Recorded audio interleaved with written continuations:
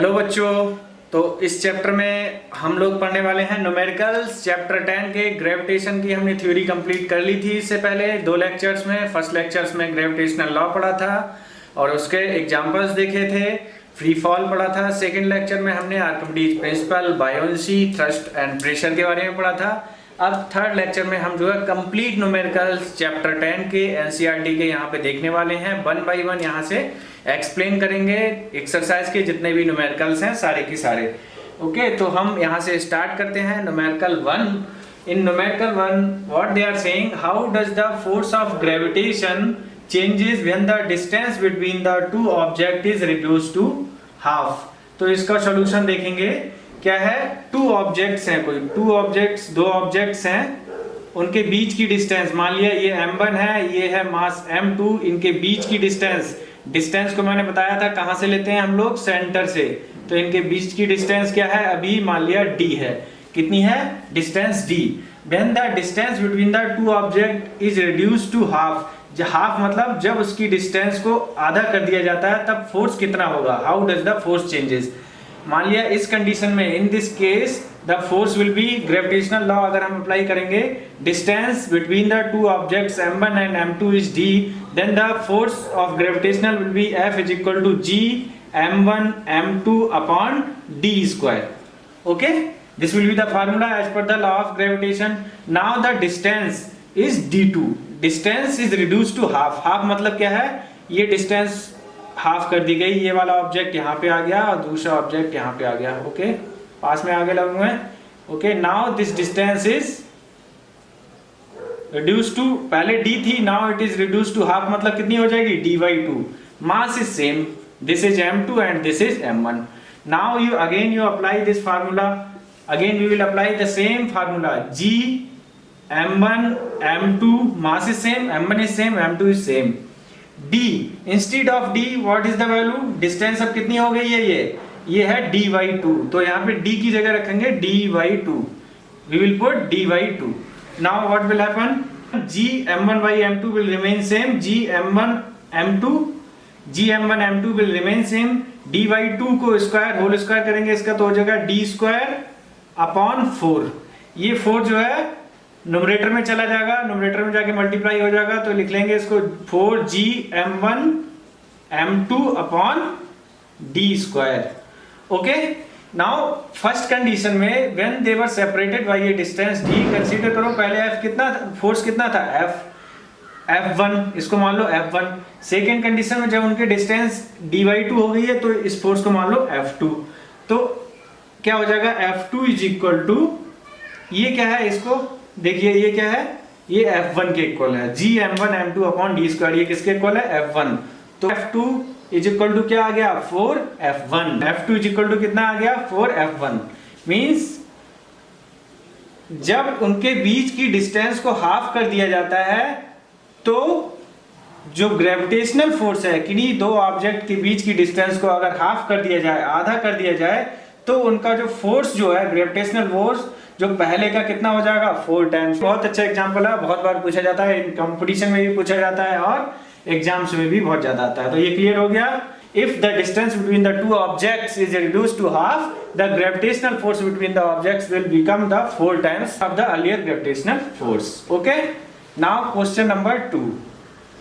In the second question what they are saying, the gravitational force acts on objects proportional to their masses. हमने पढ़ा है gravitational force जो है वो किसके प्रोपोर्शनल में होता है, m1 इंटू m2, या कहिए ma इंटू mb, यही तो पढ़ा था हमने फार्मूला। ओके, तो it is proportional to the product of their masses. Why then a heavier object does not fall faster than the lighter object. तो क्या कह रहा है, व्हाई मतलब फिर जो हैवियर ऑब्जेक्ट है वो फास्टर क्यों नहीं गिरता है जबकि लाइटर ऑब्जेक्ट से। Why the heavier object is not falling faster than the lighter object, मतलब भारी ऑब्जेक्ट है वो फास्टर गिरना चाहिए क्योंकि मास के प्रोपोर्शनल में है। तो जो हैवियर ऑब्जेक्ट है उस पर फोर्स कितना लगेगा, जो हैवियर ऑब्जेक्ट है उस पर फोर्स कितना लगेगा, ज्यादा लगेगा। कितना फोर्स लगता है ग्रेविटेशनल की वजह से, मान लिया हैवियर ऑब्जेक्ट ma है तो mag, कितना लगेगा उस पर फोर्स, mag। लाइटर ऑब्जेक्ट है तो उस पर कितना लगेगा, ये मान लिया मास कितना है mb है तो इस पे लगेगा mbg। इस पे फोर्स ज्यादा लग रहा है ऑब्जेक्ट ए पे क्योंकि वो हैवियर है, ऑब्जेक्ट बी पे जो है फोर्स कम लग रहा है क्योंकि वो लाइटर है। ऑब्वियसली ये वेट ज्यादा है तो इस पे ज्यादा लगेगा, ये कम है तो ये इसका मास कम है तो इस पे कम लगेगा। लेकिन फिर भी ऐसा तो नहीं होता है कि हैवियर वाला ऑब्जेक्ट ज्यादा तेजी से गिरे और लाइटर वाला कम तेजी से गिरे। ओके, तो यहां से देखेंगे देन वी विल सी, तो इस पे ज्यादा फोर्स लग रहा है हैवियर ऑब्जेक्ट पे और लाइटर पे कम फोर्स लग रहा है, but both the objects they fall with the same rate. ऐसा क्यों होता है? क्योंकि एक्सीलरेशन जो है, acceleration of both the objects कैसा है? Both the objects are same, both the objects are same. भाई एक्सीलरेशन जब सेम है, व्हेन द एक्सीलरेशन कितना है यहाँ पे? ग्रेविटेशनल एक्सीलरेशन g, दोनों ऑब्जेक्ट पे कितना एक्सीलरेशन लग रहा है? g। तो इक्वेशंस ऑफ मोशन से अगर देखेंगे, इक्वेशंस ऑफ मोशन से देखेंगे तो किसी भी पॉइंट पे अगर हम स्पीड कैलकुलेट करना चाहें, either for object A heavier जो है या आइदर फॉर ऑब्जेक्ट बी जो कि लाइटर है, दोनों की स्पीड कैसी आएगी? Same, because speed only depends. Equations of motion में जो कांस्टेंट एक्सीलरेशन के लिए हम जो फार्मूला लगाते हैं तो वो किस पे डिपेंड करता है? फर्स्ट इक्वेशन ऑफ मोशन देखिए, इसमें भी क्या होता है? b is equal to u plus a t. ऐसी second motion equation of motion क्या होती है? s is equal to u t plus half a t square. Third equation of motion क्या होती है? v square is equal to u square plus 2s। Means the speed of the object under constant acceleration, it only depends on the value of the acceleration। तो यहाँ पे value of the acceleration कितना है? 9.8 g, 9.8 है। Means value of the acceleration is constant for mass A also and for mass B also। जब value of the acceleration is for both the masses is same, then velocity will also be same at each and every point of time। मतलब मास पे depend नहीं करती है, velocity जो है क्या है? यूनिफॉर्म एक्सीलरेशन के केस में मास पे डिपेंड नहीं करेगी, ये किस पे डिपेंड करती है? एक्सीलरेशन पे। तो यहाँ पे acceleration due to gravity same है, इसीलिए वेलोसिटी जो होगी वो दोनों की क्या होगी? सेम ही होगी फॉर बोथ द मासेस। बहुत ही अच्छा क्वेश्चन है, it's a very good question. Okay, now we come to the third question. What is the magnitude of the gravitational force between the earth and 1 kilogram object on its surface? For example consider कीजिए, ये क्या है? अर्थ है और यहाँ पे क्या है? कोई 1 kg का कोई ऑब्जेक्ट रखा हुआ है। यहाँ पे क्या है? 1 kg का ऑब्जेक्ट रखा हुआ है। Then what is the magnitude of the gravitational force? Means you have to find out the value of f। Okay, you have to find out the value of f। Means कितना gravitational force लग रहा है इस small object पे centre की तरफ। ये क्या है? अर्थ है, दिस इज अर्थ। ओके, पहले मैं एक फर्स्ट तरीका बताऊंगा, उसके बाद में जो है एक अल्टरनेट तरीका बताऊंगा। इसका अल्टरनेट तरीका क्या होगा? बिना सॉल्व किए जो है हम अल्टरनेट भी इसको बता सकते हैं कि इस मास पे जो है 1 kg का जो मास है इस पे कितना ग्रेविटेशनल फोर्स लग रहा होगा। पहले तो सिंपल फार्मूला जो हम जानते हैं लॉ ऑफ ग्रेविटेशन से क्या है? F is equal to G m1 m2 upon r square. Okay, m1 क्या है? m1 अर्थ का मास है, अर्थ का मास गिवन है हमें क्वेश्चन में कितना है? 6 × 10⁻24 kg। ओके, m2 मास कितना है? 1 kg। m2 को कितना ले लीजिए? 1 kg ले लीजिए। m2 कितना दे रखा है? 1 kg। तो हम ये अप्लाई करेंगे फार्मूला यहाँ से, g m1 m2 upon d square मतलब distance between the centre of the earth and between the centre of the object. किसके इक्वल होगी यहाँ पे डिस्टेंस? अगर वो सरफेस पे लाई कर रहा है तो किसके इक्वल होगी? Approximately two the radius. Object 1 kg देखेंगे तो बहुत स्मॉल हो अर्थ के कंपैरिजन में, तो जो डिस्टेंस होगी दोनों के बीच में किसके इक्वल होगी? इस रेडियस के इक्वल जो अर्थ की रेडियस है। अगर मान लिया ऑब्जेक्ट 1 मीटर का भी है तब भी यहाँ पे देखो 6.4 10⁻6 मीटर में अगर 1 मीटर जोड़ देंगे क्या अंतर पड़ेगा? कोई भी अंतर नहीं पड़ेगा। इसका मतलब this we can assume equal to the radius of the earth. ये अर्थ क्या? अर्थ की रेडियस के इक्वल। ओके, तो g m1 m2 upon the radius का स्क्वायर। रेडियस कितनी दे रखी है? 6.4 × 10⁻6 का स्क्वायर। g की वैल्यू मालूम है कितनी होती है? 6.67 × 10⁻11। याद रखिएगा, मैंने बताया था, बहुत ही इंपॉर्टेंट है। 6.67 × 10⁻11 इंटू m1 कितना है? m1 is the mass of the earth, 6 × 10⁻24। What is the value of m2? m2 is 1 kg upon r square 6.4 × 6 का होल स्क्वायर। देखिए इसको सॉल्व करेंगे, सॉल्व करने के बाद देखिए पावर, देखिए यहाँ से स्क्वायर करेंगे 10 टू की पावर 6 है तो कितना आ जाएगा 10 टू की पावर 12 आ जाएगा, और 10 टू की पावर 12 ये हो गया, और 10 टू की पावर 11 ये है, तो ये यहाँ पे जाके ऐड हो जाएंगे, 10 टू की पावर -23 हो जाएंगे। यहाँ पे क्या बचेगा अप्रोक्सीमेटली 6.67 इंटू 6, यहाँ पे 24 में से 23 माइनस के रिड्यूस हो जाएंगे तो कितना बचेगा 10 की पावर 1 या 10 लिख दो उसे, अपॉन 6.4 इंटू 6.4। इसको सॉल्व करते हैं तो अप्रोक्सीमेटली वैल्यू आएगी, सॉल्व कर लीजिए आप, 9.8 न्यूटन। इसका मतलब force, gravitational force between the earth and the 1 kg mass which is lying on the surface of the earth is 9.8 Newton. In the alternate method इतना हमें सॉल्व करने की जरूरत ही नहीं है, हमने ऑलरेडी पढ़ रखा है। क्या पढ़ रखा है? जो फोर्स लगता है due to acceleration, due to gravity, due to acceleration of the gravity, वो कितना लगता है ड्यू टू ग्रेविटी, कितना लगता है F इज इक्वल टू, बताया था हमने कितना फोर्स लगता है वेट के equal, F is equal to mg। mg जो होता है हर एक ऑब्जेक्ट जो भी सरफेस पे है, अर्थ की सरफेस पे है या अर्थ की सरफेस से दूर है थोड़ा बहुत, if the any object which is near to the surface of the earth or near or on the surface of the earth or near to the surface of the earth, the gravitational force is equal to F is equal to mg। यही तो हमारा wait होता है, this is equal to weight of the body। ठीक है, तो यहाँ से F is equal to mg लगाइए, m कितना है, मास is equal to 1 kilogram, g की वैल्यू कितनी है 9.8 मीटर पर सेकेंड स्क्वायर। g की वैल्यू कितनी होती है अर्थ पे 9.8 मीटर पर second square. Just put the value of g, mass is equal to 1 kg, mass क्या है ये 1 kg है, okay, then multiply them, it will come out 9.8 Newton. तो यहाँ से देखिए ये अल्टरनेट मेथड से, इसमें पहले वाले मेथड में हमें सारी g की वैल्यू रखनी थी, capital G we have to put, m1 we have to put, m2 then the radius, तो this calculation was little bit difficult, complex calculations, okay। Alternate method में क्या था, अल्टरनेट मेथड में F is equal to mg formula लगाओ और simple 9.8 Newton, okay fine, okay. तो अब हम क्वेश्चन नंबर 4 करेंगे। क्वेश्चन नंबर 4 देखेंगे क्या है, what is the question number 4। The earth and the moon are attracted to each other by a gravitational force, they are attracted to each other by a gravitational force, does the earth attracts the moon with a force greater और smaller और same as the force with which the moon attracts. भाई earth moon को attract कर रही है, ये तो obvious है, ये मून है और ये क्या है अर्थ है, ये क्या है मून है, इस पे क्या लग रहा है फोर्स लग रहा है इधर की तरफ को, तो अर्थ पे भी जो है मून एक फोर्स लगा रहा है, इसको क्या बोलते हैं ग्रेविटेशनल फोर्स। ग्रेविटेशनल फोर्स का फार्मूला हमने पढ़ाई था G m1 m2 upon d square, G ma mb बोल दीजिए या G ma mb upon d square, okay.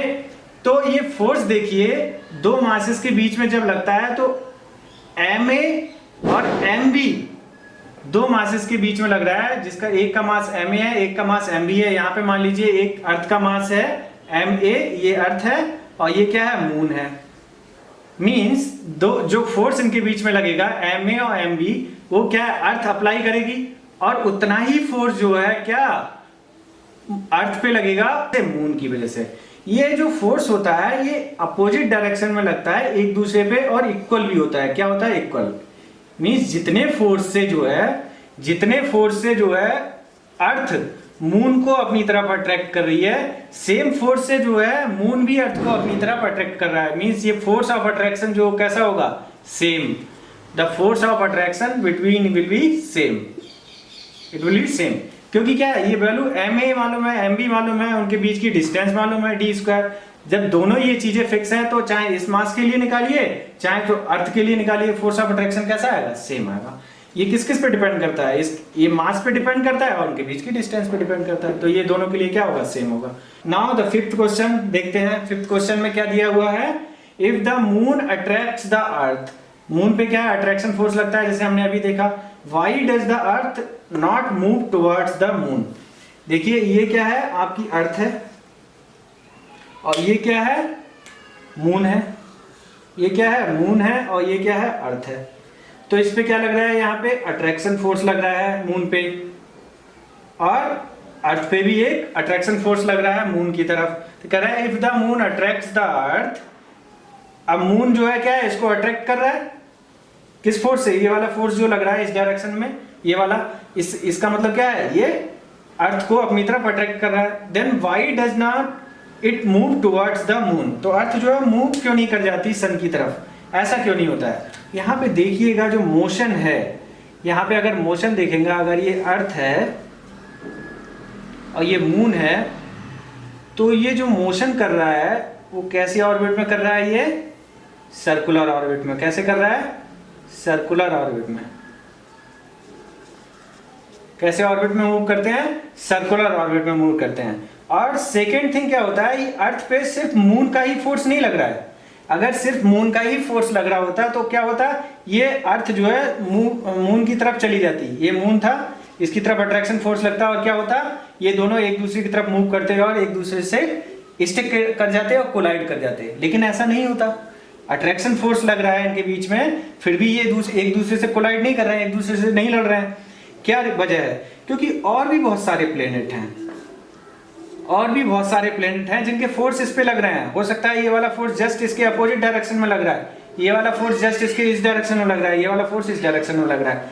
और इवन ये पूरे जो प्लेनेट है ये किस में है? सोलार सिस्टम में। ये अर्थ किसी है? सोलार सिस्टम में। तो सन भी होगा यहाँ पे, क्या होगा? सन भी होगा भाई, सन का फोर्स भी लग रहा होगा इन पे कहीं ना कहीं। तो क्या है, ये एक दूसरे से सारे फोर्स क्या है? कोरिलेट हैं। तो इस कोरिलेशन की वजह से जो है ये क्या है, मून पे भी सिर्फ अर्थ का ही फोर्स नहीं लग रहा, और भी सारे प्लैनेट्स के फोर्स लग रहे होंगे, इसीलिए ये अर्थ जो है मून की तरफ मूव नहीं होती है। ओके, क्लियर हो गया? तो क्यों जो है मूवमेंट अर्थ का जो है मून की तरफ नहीं होता है। अब देखेंगे हम sixth question is a very good question. Okay, तो इसमें हम जो है फार्मूला अप्लाई करेंगे। किस तरह से करेंगे देखिए, will see here. What happens to the force between two objects if the mass of one object is doubled? Gravitational force. What happens to the gravitational force? यहाँ पे लिख लीजिए gravitational force. What happens to the gravitational force between two objects if the mass of object is doubled? One object is doubled. एक object का अगर मास जो है कितना कर दिया जाता है? डबल कर दिया जाता है। मीन्स अगर दो मासेस हैं, एक मास एम ए है, दूसरा मास क्या है? एम बी है, और ये एक ऑब्जेक्ट है, ये दूसरा ऑब्जेक्ट है, ये एम बी है और ये मास एम ए है, इनके बीच की डिस्टेंस डी है। ओके, तो ग्रेविटेशनल फोर्स का फार्मूला क्या होता था? F is equal to G M A into M B upon D square होता था। Now in the first case he is telling if the mass of the object is doubled, if the mass of one object is double, means मान लिए M A का मास जो है अब कितना हो गया है? 2 एम ए, डबल कर दिया, 2 टाइम्स कर दिया 2 एम ए।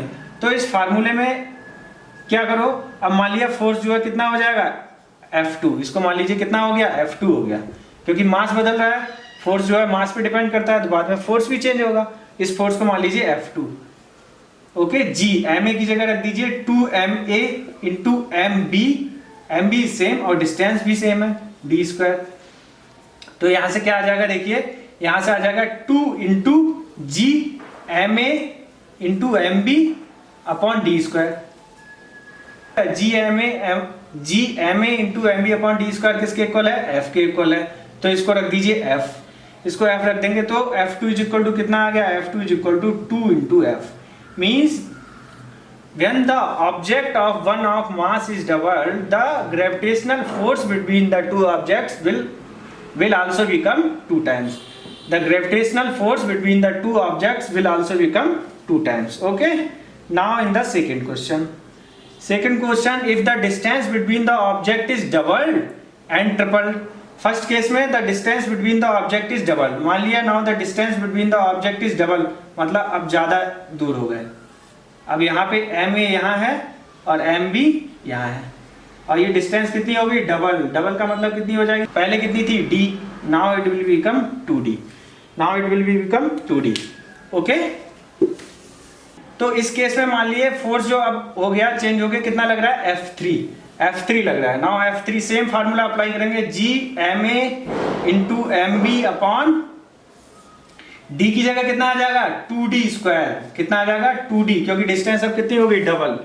तो यहाँ पे F3 देखिए, यहाँ पे G M A into M B upon 2d का होल स्क्वायर करेंगे तो कितना आ जाएगा, 2d का whole square 2d into 2d कितना आ जाएगा, 2d into 2d whole square का मतलब क्या हुआ, 2d इंटू 2d कितना आ जाएगा 4d स्क्वायर। ओके, तो यहाँ पे 4d स्क्वायर प्लेस कर दिया, तो इसको लिख लीजिए g ma into mb upon D square, इसको अलग लिख लीजिए, और जो 4 है डिनोमिनेटर में उसको ऐसे भी लिख सकते हैं 1/4 कर सकते हैं। ओके, इस वैल्यू को देखिए ये क्या है, ये किसके इक्वल है, f के इक्वल, ये किसके इक्वल है, f के इक्वल, तो इसको लिख दीजिए 1/4 into f। f3 is equal to कितना आ गया 1/4 f, f3 आ गया 1/4 f, means when the distance between the two objects is doubled, जब डिस्टेंस बढ़ जाती है तो फोर्स विल बिकम 1/4। 1/4 मतलब पहले का 1/4 हो जाएगा, पहले से घट जाएगा, 1/4 हो जाएगा पहले का। ठीक है, वो हमें यहाँ से भी मालूम पड़ता है, जब डिस्टेंस बढ़ती है तो ग्रेविटेशनल फोर्स क्या होता है, ग्रेविटेशनल फोर्स की वैल्यू घटती है, इसीलिए पहले का कितना हो जाएगा 1/4। अब इसी में पूछ रहा है when it is doubled and tripled, when it will be tripled तो क्या होगा, ट्रिपल्ड के केस में निकालना है तो क्या हो जाएगा, डिस्टेंस अब कितनी हो जाएगी, ये वाली डिस्टेंस 3d कितनी हो जाएगी, distance between the two object अब कितनी हो जाएगी, ये हो जाएगी 3d, ट्रिपल्ड 3 टाइम्स हो जा रही है, मास तो सेम ही है, मास सेम ही है, सेम फार्मूला अप्लाई करिए तो क्या हो जाएगा g ma into mb upon 3d का होल स्क्वायर, 3d का होल स्क्वायर करेंगे कितना आ जाएगा 3d into 3d, 3d into 3d it will become 9d square. Okay, यहाँ पे रख दीजिए 9d स्क्वायर, तो क्या हो जाएगा g ma into mb upon 9d square, 9 को इधर लिख लेंगे 1/9 और इसको लिख लेंगे g ma into mb upon D square, ये क्या है, ये किसके इक्वल है, ये f है, तो इसको लिख सकते हैं 1/9 इंटू f। इसका मतलब है F4 when the distance between the two objects is tripled, the force between them will become the 1/9th of the force F। पहले के फोर्स का कितना हो जाएगा, सारे कंपैरिजन इस केस से हो रहे हैं जब मास कितना है, ma है, mb है और ऑब्जेक्ट के बीच की डिस्टेंस कितनी है, d है, तो ये फोर्थ केस हो गया। पहले का कितना हो जाएगा, ये ग्रेविटेशन फोर्स 1/9। थर्ड केस में क्या है, थर्ड केस देखिए, the masses of both the objects, when the masses of both the objects is doubled, means पहले का मास जो है उसको भी डबल कर दिया, दूसरे के मास को भी डबल कर दिया, मतलब पहले के मास को कितना कर दिया 2ma कर दिया, डबल करेंगे तो कितना हो जाएगा 2ma, दूसरे b मास को कितना कर दिया 2mb कर दिया। ठीक है, कुछ नहीं है, सेम ग्रेविटेशनल फोर्स का फार्मूला लगा दो वही वाला, F is equal to G, ma की जगह कितना हो जाएगा 2ma इंटू 2mb, mb की जगह क्या हो जाएगा 2mb upon D square, distance तो अब भी वही है, डिस्टेंस इज सेम, 2 से 2 मल्टीप्लाई हो जाएगा 4 आ जाएगा, और इधर कितना बचेगा g ma into mb upon D square, ये g ma into mb upon D square कितना है, इसकी वैल्यू क्या है, जब डिस्टेंस ये किसके इक्वल है, f के इक्वल है, ये f के इक्वल है तो इसकी वैल्यू f रख दीजिए, तो यहाँ से इसको मान लीजिए f5, कितना है f5, तो f5 कितना हो गया 4 इंटू f, ये किसके इक्वल है f। When the masses of both the objects is doubled, the gravitational force between the two objects will become the 4 times of the earlier force, 4 times of the earlier force। Okay, बहुत ही अच्छा numerical है, बहुत ही important numerical है, देखिए सारी चीजें इसमें रिलेट हो गई, बहुत सारी चीजें यहाँ से हमें फाइंड आउट हो गई किस तरह से, तो न्यूमेरिकल जो है गलत होने के चांस नहीं रहते हैं। देखिए सबसे पहली चीज क्या है, फिजिक्स में किसी चीज को याद नहीं रखना है, बेसिक कॉन्सेप्ट हमें याद रखना है। बेसिक कॉन्सेप्ट क्या होता है, बस देखिए मैंने कोई भी फार्मूला यहाँ पे ऐसा नहीं लगाया है जिसको याद करने की जरूरत थी बहुत ज्यादा, सिर्फ एक ही फार्मूला है g ma into mb upon D square f is equal to. Okay, सिर्फ इसी फार्मूले से देखिए सारी चीजें निकल के अपने आप आ रही हैं। ओके, देन तो हमें ध्यान क्या रखना है, हमें बेसिक कॉन्सेप्ट को ध्यान रखना है जो यहाँ पे अप्लाई होता है, ना कि हमें जो है किसी न्यूमेरिकल को याद रखना है। न्यूमेरिकल लगाओ और भूल जाओ। ओके, मे बी एग्जाम में ये न्यूमेरिकल ना आके कोई नया न्यूमेरिकल आएगा, but concept will never change. Okay, तो नेक्स्ट बढ़ते हैं। Okay, now we will start question number 8। Question number 7 I have skipped because that was completely theoretical questions. Okay, तो question number 8 is what is the acceleration of free fall. In case of free fall I have explained when a body is freely falling, freely fall होती है तो उस पे acceleration कितना लगता है, is equal to the acceleration due to gravity, acceleration due to gravity, acceleration due to gravity, gravity की वजह से जो एक्सेलरेशन लग रहा है वो एक्सेलरेशन लगता है अंडर फ्री फॉल। कितना, जी की वैल्यू कितनी होती है 9.8 मीटर पर second square. Okay, on the earth it is applicable only on the earth surface, not on the other planets. Okay, what do we call the gravitational, question number 9, what do we call the gravitational force between the earth and the object। for example ये अर्थ है, इस तरह से complete circle नहीं बना रहा हूं, और एक ऑब्जेक्ट है यहाँ पे, ठीक है। what do we call the gravitational force, इनके बीच में जो ग्रेविटेशनल फोर्स लग रहा है उसको हम क्या बोलते हैं। ओके, जैसे for example I am standing here, अभी मुझ पे ग्रेविटेशनल फोर्स जो लग रहा है उसको मैं क्या बोलता हूं, that is my weight, that is my weight. तो इस ऑब्जेक्ट पे जो फोर्स लग रहा है अभी यहाँ सरफेस पे, उसको क्या बोलेंगे, ग्रेविटेशनल फोर्स को क्या बोलेंगे, वेट। और वो वेट किसके इक्वल होता है, W बोल दीजिए चाहे F बोल दीजिए, किसके इक्वल होता है, mg के।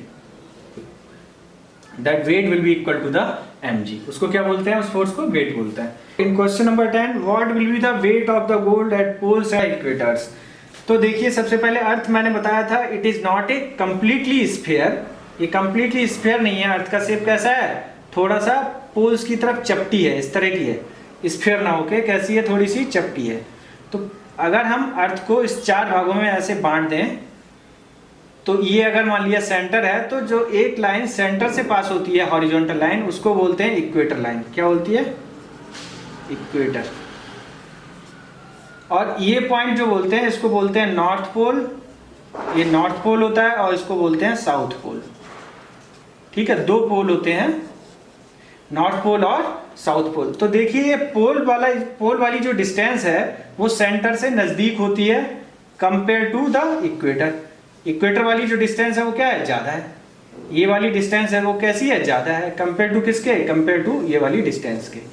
इसका मतलब F is equal to ji M into M upon R square. R मतलब रेडियस ऑफ द अर्थ थी। यहाँ से देखिए जो डिस्टेंस, मतलब यहाँ पे जो डिस्टेंस है, ऑब्जेक्ट अगर जब यहाँ पे है, फॉर एग्जांपल यहाँ पे गोल्ड है, गोल्ड की बात हो रही है, तो यहाँ पे जो गोल्ड है उसका जो वेट होगा वो कितना होगा, उसका वेट कितना होगा, डिस्टेंस यहाँ पे कम है, डिस्टेंस कम है तो उस पर जो फोर्स लगेगा, यहाँ पे डिस्टेंस ये कम है तो फोर्स की वैल्यू कैसी हो जाएगी, ज्यादा हो जाएगी। क्योंकि डिस्टेंस क्या है, डिनोमिनेटर में है, डिस्टेंस कम है तो फोर्स की वैल्यू बढ़ जाएगी। अच्छा जब इक्वेटर पे है, इक्वेटर पे तो डिस्टेंस क्या है, ये बढ़ गई, ये डिस्टेंस क्या है, बढ़ गई, बढ़ जाएगी G M into M upon R square. अब क्या हुआ, आर की वैल्यू बढ़ गई, आर की वैल्यू बढ़ गई मतलब डिनोमिनेटर में जो वैल्यू है उसका स्क्वायर करेंगे वो वैल्यू और बढ़ जाएगी, वो वैल्यू और बढ़ गई। इसका मतलब जो फोर्स होगा, फोर्स क्या है, ये वेट होगा जो गोल्ड का, वो क्या हो जाएगा, घट जाएगा। अगर बड़ी वैल्यू से डिवाइड करेंगे किसी को, डिनोमिनेटर में अगर कोई बड़ी वैल्यू है तो ओवरऑल जो वैल्यू कैलकुलेट करके आएगी वो कैसी आएगी, कम आएगी। मतलब अगर यहाँ पे वेट पोल्स पे अगर 10 ग्राम, यहाँ पे 10 ग्राम है, कितना है, 10 ग्राम है, तो देखिए जी ये कांस्टेंट है, ये मास ऑफ अर्थ भी कांस्टेंट है, आर भी कांस्टेंट है। यहाँ पे 10 ग्राम है तो यहाँ पे कुछ वैल्यू आएगी, यहाँ से न्यूटन में, यहाँ से कुछ वेट आएगा न्यूटन में। अब क्या है, अब वो डिस्टेंस बढ़ गई, डिस्टेंस बढ़ गई तो ग्रेविटेशनल फोर्स क्या होगा, कम हो जाएगा। ग्रेविटेशनल फोर्स कम होने का मतलब क्या है, वेट जो है कितना हो जाएगा, कम हो जाएगा। वेट क्या होगा, तो जो पोल्स पे होगा, पोल्स पे वेट गोल्ड का ज्यादा होगा, और यहाँ पे जो पोल्स पे ज्यादा होगा, और इक्वेटर पे जो है वेट, गोल्ड का वेट क्या हो जाएगा, कम हो जाएगा। गोल्ड का वेट जो है इक्वेटर्स पे कम हो जाएगा, क्योंकि डिस्टेंस जो है इक्वेटर्स पे ज्यादा होती है और पोल्स पे डिस्टेंस कम होती है। Okay, now question number 11, why will a piece of paper fall slower than one that is crumpled into a ball. एक पीस ऑफ पेपर है, मान लिया ये पहले पूरा पेपर है इस तरह का, कोई A4 शीट है, A4 शीट का ये पेपर है। ओके, पहले यहां से फॉल कर दिया, एक पेपर पूरी शीट नीचे की तरफ गिराइए, फिर क्या करिए, इस बॉल को, पेपर को की एक बॉल बना लीजिए छोटी सी, और उसको यहां से गिराइएगा, छोटी सी इसकी बॉल बना लीजिए। तो क्या है, ये जो पीस ऑफ पेपर है इसकी स्पीड स्लो रहती है, इट फॉल स्लोअर, और इसकी स्पीड फास्टर रहती है। ऐसा क्यों होता है, वाई इट हैपन्स? देखिए इस केस में जो सरफेस एरिया है, क्या बोलते हैं, सरफेस एरिया। जब सीट है तो सीट के केस में सरफेस एरिया मतलब ये वाला एरिया, देखिए ये एरिया ज़्यादा है। क्या है, ये एरिया ज़्यादा है, सरफेस एरिया यहाँ पे ज़्यादा है। जब पेपर को एज ए सीट हम गिरा रहे हैं तो उसका सरफेस एरिया ज़्यादा है। सरफेस एरिया ज़्यादा होने की वजह से उस पर जो एयर का रेजिस्टेंस फोर्स लगेगा ऊपर की तरफ वो ज़्यादा लगेगा। रेजिस्टेंस फोर्स जो लगेगा, या फोर्स ऑफ फ्रिक्शन बोल दीजिए, फोर्स ऑफ फ्रिक्शन बोल दीजिए, या frictional drag force due to air बोल दीजिए, कुछ भी बोल दीजिए। तो एयर की वजह से जो ऊपर की तरफ ड्रैग फोर्स लगेगा वो क्या लगेगा, ज्यादा लगेगा। ओके, ड्रैग फोर्स क्या लगेगा, ज्यादा लगेगा। या हम एक बात और भी बोल सकते हैं, यहाँ पे जो थ्रस्ट फोर्स लगेगा, वी कैन आल्सो से जो थ्रस्ट फोर्स लगेगा, अब थ्रस्ट, जिसको हम अब थ्रस्ट पढ़ रहे थे, वो भी कह सकते हैं। अब थ्रस्ट फोर्स जो है इस केस में ज्यादा लगेगा, इस वजह से ये जो है बॉडी स्लोअर स्पीड से, ये इस बॉडी पर नीचे जो नेट फोर्स लगेगा, मान लिए ये mg लग रहा है नीचे की तरफ, पेपर का वेट mg है, यहाँ पे जो अपथ्रस्ट फोर्स है वो F है। ओके, यहाँ पे भी वेट mg लग रहा है, लेकिन यहाँ पे अपथ्रस्ट फोर्स F2 है, यहाँ पे F1 है।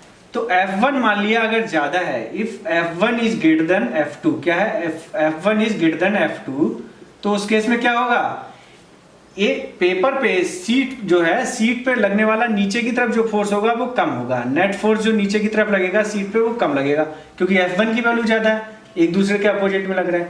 लेकिन F2 की वैल्यू यहाँ पे कम है, क्योंकि सरफेस एरिया कैसा है, कम। वॉल जब बना देंगे तो उसका सरफेस एरिया कैसा हो जाएगा, कम हो जाएगा। इसीलिए उस पर जो अपथ्रस्ट फोर्स लगेगा या फ्रिक्शनल फोर्स लगेगा एयर की वजह से, वो कैसा लगेगा, कम लगेगा ऊपर की तरफ। इसलिए नीचे की तरफ जो फोर्स लग रहा है उस पर क्या लग रहा है, ज्यादा लग रहा है। So question number 11 is clear now.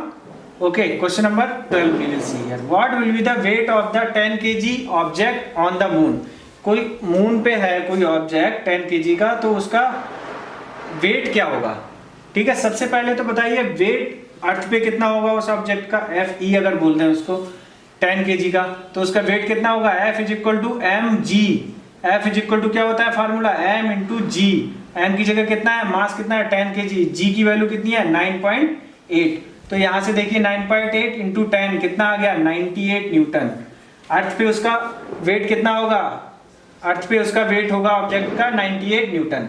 Okay, eight the moon, moon पे क्या होगा, मान लीजिए मून पे उसका वेट है Wm बोल दीजिए, या Fm इसको बोल दीजिए। मून पे क्या होगा, m इंटू जी। जी मान लिया एक्सीलरेशन, क्या है, acceleration due to gravity at the moon. Moon पे है तो इसकी ग्रेविटी मान लिया gm, क्योंकि मून पे जो ग्रेविटी है एक्सीलरेशन वो चेंज होगा, कितना होता है 1/6 of the earth gravity.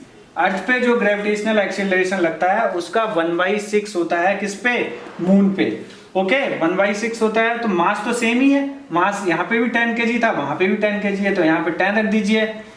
Acceleration due to gravity कितना हो जाएगा, 1/6 इंटू जी। अर्थ पे कितना होता है, जी। ओके, तो 10 इंटू 1/6 इंटू 9.8। इसको सॉल्व करिएगा, इसको सॉल्व करेंगे, सॉल्व करने के बाद में आएगा 16.34 न्यूटन। 16.34 न्यूटन। इसका मतलब जो फोर्स, ग्रेविटेशनल फोर्स 10 kg के ऑब्जेक्ट पे मून पे लग रहा है, या जो वेट है, वेट मतलब क्या है, ग्रेविटेशनल फोर्स ही है, या जो वेट है ऑब्जेक्ट का वो मून पे कितना होगा, 1/6 होगा। कहाँ के, 1/6, अर्थ पे जितना है उसका कितना होगा, 1/6। ओके, तो ये क्लियर हो गया यहाँ से। Now we will see the question number 13, 14 and 15 here. Okay, in question number 13 what they are saying, a ball is thrown vertically upwards with a velocity of 49 meter per second, means the ball अगर यहाँ से throw की गई है ऊपर की तरफ को, कहाँ, ऊपर की तरफ को, तो initial velocity is given, how much it is given, 49 metre पर second. u is given, okay, u is 49 metre पर second. Calculate the maximum height to which it rises. मान लिया मैक्सिमम हाइट यहाँ तक जाती है, उसके बाद में क्या है, ये नीचे आना शुरू हो जाती है। तो यहाँ पे जहां तक जिस पॉइंट पे जाएगी वहां पे जाके वेलोसिटी क्या हो जाएगी, 0 हो जाएगी। तो फाइनल वेलोसिटी कितनी है, 0 मीटर पर second. We have to calculate this height. Height चाहे तो इसको s बोल दीजिए या h बोल दीजिए, जो भी s मान लीजिए यहाँ पे। देन देखिए we can apply here acceleration जो लग रहा है, कितना लग रहा है इसमें एक्सीलरेशन लग रहा है कितना, equal to the gravity g। कितना लग रहा है, 9.8 मीटर पर सेकेंड स्क्वायर, 9.8 मीटर पर सेकेंड स्क्वायर एक्सीलरेशन की वैल्यू। ओके, तो यहाँ से एक चीज देखिए, यहाँ पे मोशन जो है वो किस डायरेक्शन में, अपवर्ड डायरेक्शन में बॉल जा रही है ऊपर की तरफ। Gravity acceleration due to gravity कितना लग रहा है, नीचे की तरफ लग रहा है। इसका मतलब एक्सीलरेशन की वैल्यू यहाँ पे कैसी होगी, नेगेटिव। मैंने बताया था when the acceleration is applied in the direction opposite to the motion, in a direction opposite to the motion, acceleration will be negative, and when it is in the same direction to the motion, it will be considered as a positive. Okay, so g is equal to minus 9.8 meter per second square. Now we will apply the equations of motion. Equation of motion for uniform acceleration क्या पढ़ा था, यहाँ से देखिए v मालूम है, we know the value of u and g मालूम है, s कैलकुलेट करना है। तो थर्ड इक्वेशन ऑफ मोशन लगाएंगे, कौन सी, third equation of motion, v square is equal to u square plus 2gs। एक ही जगह क्या हो जाएगा, 2as होता है, in place of a we will put g। v कितना है, 0, तो 0 का स्क्वायर 0, u कितना है, u square 49 square, okay, plus 2, g की जगह कितनी वैल्यू रखेंगे, minus 9.8 into s we have to calculate. तो देखिए इस वाली टर्म को पूरा लेफ्ट में ले आइए, और तो ये क्या हो जाएगा, लेफ्ट में ले आएंगे, ये माइनस के अभी इधर प्लस के हो जाएंगे। 2 into 9.8 into s is equal to 49 square.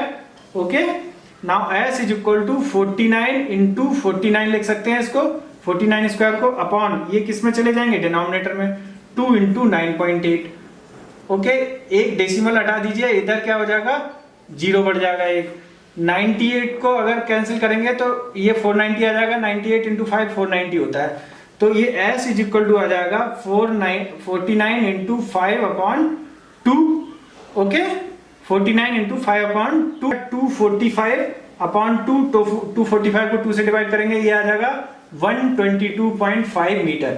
Means the distance travelled by this object will be 122.5, कितनी होगी, 122.5 मीटर। डिस्टेंस ट्रेवल्ड मालूम पड़ गई। Now the total time it takes to return to the surface of the earth. ठीक है, यहां से ऊपर जाएगा, फिर उसके बाद में क्या है, ये ऑब्जेक्ट नीचे आना शुरू हो जाएगा। ठीक है, तो यहां से जहां से फेंका था यहां तक सरफेस, अर्थ की सरफेस से फेंका था, तो अर्थ की सरफेस तक आने में इसको कितना टाइम लगेगा। सबसे पहले ये कैलकुलेट करेंगे कि इसको यहां तक जाने में कितना टाइम लग रहा है, पॉइंट अर्थ से और टॉप पॉइंट तक जाने में कितना टाइम लग रहा है। मान लिया t टाइम लग रहा है, तो वहां पे हमें वेलोसिटी मालूम है, फाइनल पॉइंट पे 0 है, इनिशियल वेलोसिटी मालूम है, टाइम t कैसे निकालेंगे, v is equal to u plus gt plus gt। at की जगह क्या हो जाएगा, u प्लस gt। u कितना दे रखा है, u दे रखा है हमें 49 मीटर पर सेकेंड, g की जगह 9.8 रखेंगे, minus 9.8 into T, final velocity 0 दे रखी है। तो यहां से माइनस 9.82 को लेफ्ट में ले आएंगे, तो 9.8 इंटू टी प्लस का हो जाएगा ये is equal to 49, t is equal to यहां से आ जाएगा 49 अपॉन 9.8, डेसिमल हटाएंगे 0 बढ़ाएंगे, 98 से इसको कैंसिल करेंगे तो आ जाएगा 5। कितना आ गया, इसका मतलब बॉल को या किसी ऑब्जेक्ट को जहां से फेंका है और जहां तक ये जाता है, मतलब ये अर्थ की अगर सरफेस है तो यहां तक पहुंचने में कितना टाइम लग रहा है उसको, 5 सेकेंड। कितना लग रहा है, 5 second. Now we have to, अब ये बॉल जो है, ऑब्जेक्ट जो है नीचे भी आएगा वापस, उसके बाद में नीचे आना शुरू हो जाएगा यहाँ पे वेलोसिटी 0 होने के बाद में। ठीक है, वो टाइम हमें कैलकुलेट करना है।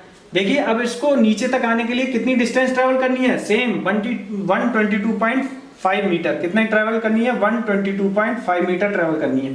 तो हम कौन सा फार्मूला लगा देंगे, s is equal to u t plus half a t square, a की जगह कितना हो जाएगा, जी टी स्क्वायर। यहाँ पे देखिए जिस डायरेक्शन में मोशन है उसी डायरेक्शन में एक्सीलरेशन है।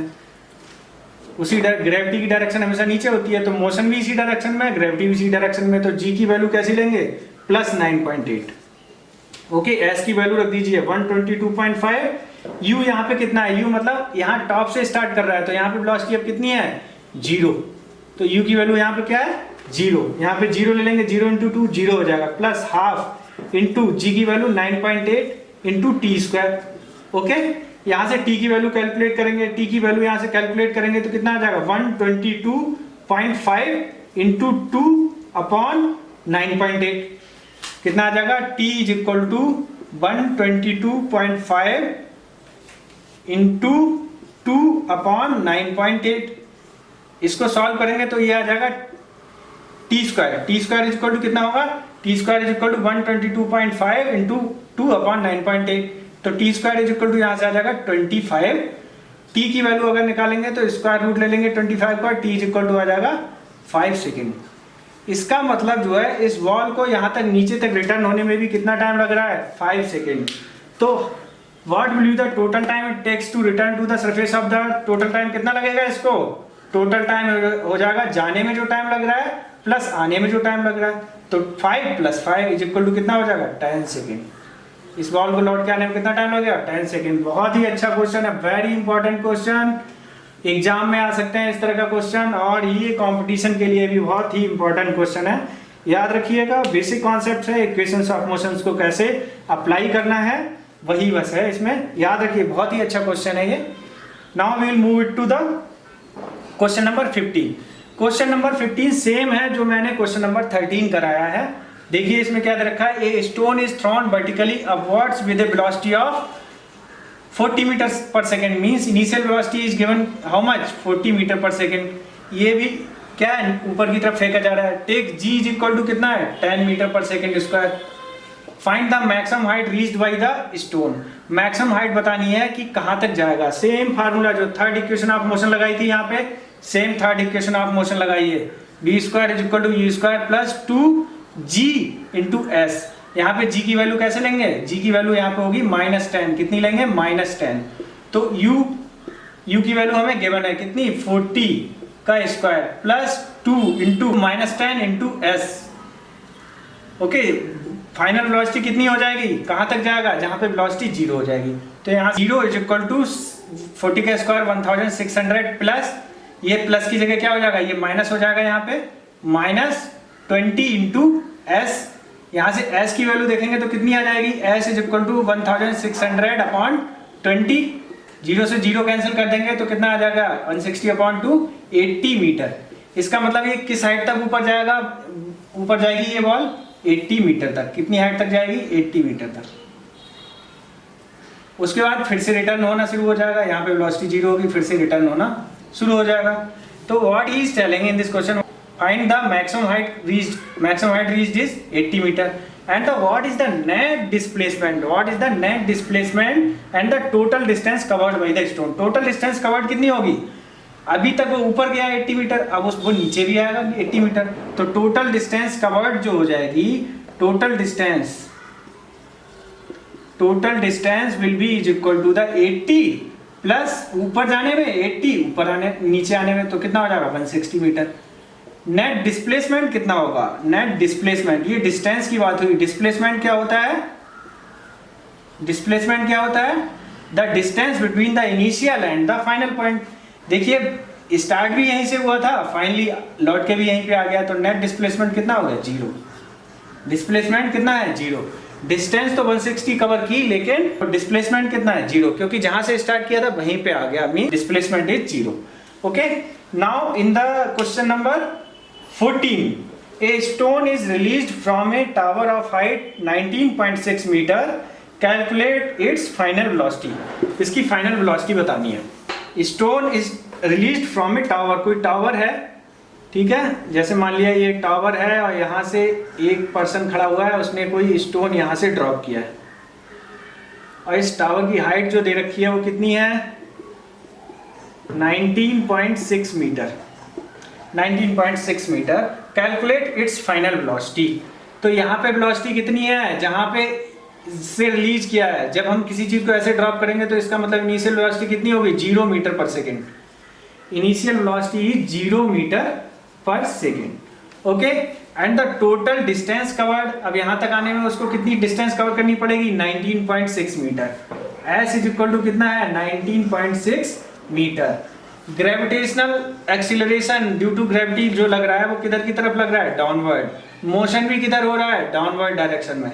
तो जी की वैल्यू कैसी होगी, जी will be is equal two plus 9.8। जी की वैल्यू कैसी लेंगे, प्लस।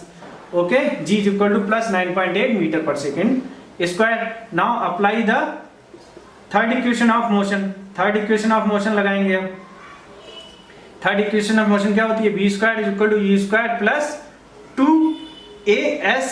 ए की जगह क्या हो जाएगा, जी, क्योंकि यहाँ पे ए की एक्सीलरेशन कितना लग रहा है, जी लग रहा है। तो हमें बतानी है फाइनल वेलोसिटी, मतलब v की वैल्यू बतानी है। तो v square is equal to u, 0 का square 0 plus 2 into 9.8 into g की जगह क्या है 9.8 इंटू s। डिस्टेंस ट्रेवल्ड कितनी हो जाएगी, distance travelled will be equal to 19.6। देखिए v स्क्वायर 2 इंटू 9.8 कितना होता है, 19.6। ये भी कितना होता है, 19.6 v square. v is equal to क्या हो जाएगा, अंडर रूट, स्क्वायर रूट ले लेंगे 19.6 इंटू 19.6। तो v is equal to 19.6, square root लेंगे तो एक बाहर आ जाएगा 19.6 मीटर पर second. Means the final velocity before reaching the ground, यहाँ पे पहुंचने से पहले जस्ट, मीन्स इसको किस वेलोसिटी से हिट करेगा, ये ऑब्जेक्ट जो है, इस बॉल, ये बॉल जो है, स्टोन जो है, इस अर्थ को जो है 19.6 मीटर पर सेकेंड से हिट करेगा। ओके, तो क्वेश्चन नंबर 14, 15 तक क्लियर हो गया। ओके बच्चों, now we will start the question number 16 and question number 17। तो what is the question number 16, calculate the force of gravitation between earth and sun. ये मान लिया क्या है, अर्थ है, और ये क्या है, सन है।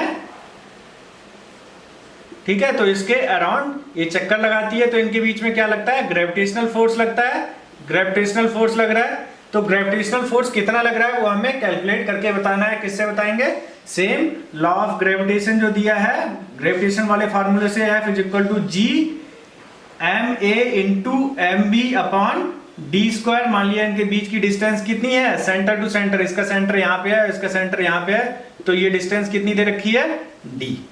ओके, यहाँ पे देखिए given data, mass of the earth is given 6 into 10 to की power 24 kg and mass of the sun is 2 into 10 to the power 30 kg and distance between them is 1.5 into 10 to the power 11.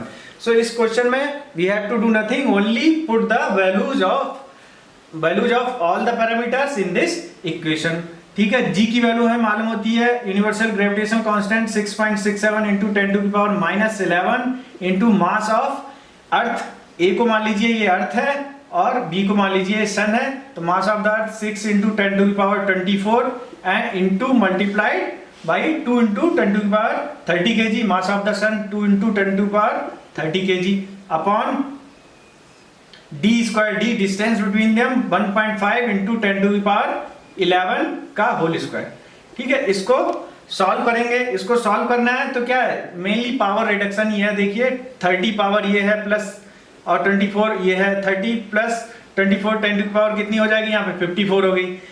ये 11 का square हो जाएगा 22 और 11 कितना हो जाएगा 33। तो 54 में से 33 रिड्यूस हो जाएंगे, कितना बचेगा 21 आ जाएगा। 6.67 into 6 into 2 upon 1.5 into 1.5 into 10 to की पावर कितना आया 21।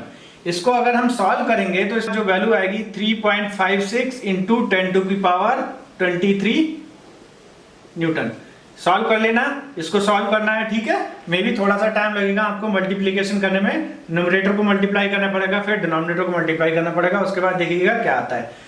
ओके, ये सिंपल फार्मूला बेस्ड ही है। Now question number 17। Question number 17 बहुत ही इंपॉर्टेंट क्वेश्चन है, बहुत ही ज्यादा बेसिक कॉन्सेप्ट्स आपके क्लियर कर देगा। ये देखिए क्वेश्चन को ध्यान से देखिएगा। A stone is allowed to fall from the top of a tower of 100 meter. एक स्टोन है, कोई एक टावर है, ये टावर मान लिया कोई, इसकी हाइट कितनी दे रखी है 100 मीटर। कितनी है 100 मीटर। जो जो गिवन डेटा है उसको लिखते जाएंगे। A stone is allowed to fall, यहाँ पे मान लिया ये स्टोन है यहाँ से नीचे की तरफ गिर रहा है 100 मीटर हाइट से। Okay, and at the same time another stone is projected vertically upwards from the ground with a velocity of 25 metre पर सेकेंड। सेम टाइम में यहां से एक स्टोन को ऊपर की तरफ फेंका जा रहा है। One stone is thrown vertically upwards from the ground with a velocity of 25 metre पर सेकेंड। कितनी वेलोसिटी से? 25 मीटर पर सेकेंड की वेलोसिटी से इसको ऊपर फेंका जा रहा है। तो इनिशियल वेलोसिटी इस स्टोन की कितनी है? 25 मीटर पर सेकेंड। यहाँ पे इस स्टोन की जो ऊपर से ड्रॉप हो रहा है उसकी इनिशियल वेलोसिटी कितनी है? 0 मीटर पर सेकेंड, क्योंकि फ्री फॉल हो रहा है ऊपर से। Calculate when and where two stones will meet. अब देखिए बताना है कि कहाँ पे दोनों स्टोन मिलेंगे। मतलब ये स्टोन नीचे आएगा कहीं पे इस तरह से, मान लिया यहाँ पे आ गया। ओके, डॉटेड लाइन से मैंने दिखाया, ठीक है। और ये वाला स्टोन उतनी देर में कहाँ पहुंच गया? यहाँ पे ऊपर पहुंच गया। तो देखिए ये वो पॉइंट है जहां पे दोनों स्टोन मीट करेंगे। ये क्या है? मीटिंग पॉइंट है, दोनों स्टोन मीट करेंगे। ओके, ये वो जगह है जहां पे दोनों स्टोन मिलेंगे। तो बताना है कि कहां पे वो दोनों स्टोन मिलेंगे, वो हमें डिस्टेंस बतानी है, कौन सी डिस्टेंस पे। मान लिया जिस डिस्टेंस पे वो मिलेंगे उतनी देर में ये वाला स्टोन जो है, ऊपर वाला स्टोन जो है वो x मीटर चल गया, x मीटर डिस्प्लेस हो गया। यहां से यहां तक कितना आ गया? x आ गया। इसको मान लेते हैं x मीटर आ गया। टोटल ये डिस्टेंस कितनी दे रखी है? 100 मीटर। तो बची हुई नीचे की डिस्टेंस ये कितनी रह गई? ये वाली 100 माइनस x कितनी रह जाएगी? 100 में से x घटा देंगे, वो बची हुई रहेगी। इसका मतलब वो उस पॉइंट पे मिलेंगे जहां पे ऊपर वाला स्टोन x मीटर चल चुका होगा और नीचे वाला स्टोन जो है कितनी हाइट पे पहुंच चुका होगा? 100 माइनस x पे, वहीं पे मिलेंगे। यहां से ये चीज क्लियर हो रही है कि मीटिंग पॉइंट कौन सा पॉइंट होगा। ये बहुत ही इंपॉर्टेंट है। मीटिंग पॉइंट वो पॉइंट होगा जहां पे ये जो है x मीटर चल के आ गया होगा और बची हुई डिस्टेंस जो है ये ट्रेवल कर चुका होगा। बची हुई डिस्टेंस कितनी? 100 minus x। Total given is 100 metre. Okay, now we will apply the equation of motion. Equation of motion apply करनी है, ठीक है। इस पॉइंट को ध्यान रखना है। Remember this point, where is the meeting point, कहां पे वो मिलेंगे stones. Okay okay, now we will apply the second equation of motion. Second equation of motion का फॉर्मूला होता है s is equal to ut plus half a t square. Okay, मान लीजिए ये पॉइंट ये है जो a मास है और ये मास जो है ये स्टोन b स्टोन है। ओके, तो पहले हम a के लिए लगाएंगे। किसके लिए? a के लिए। a के लिए ये इक्वेशन ऑफ मोशन अप्लाई करेंगे तो s is equal to s कितना है? x।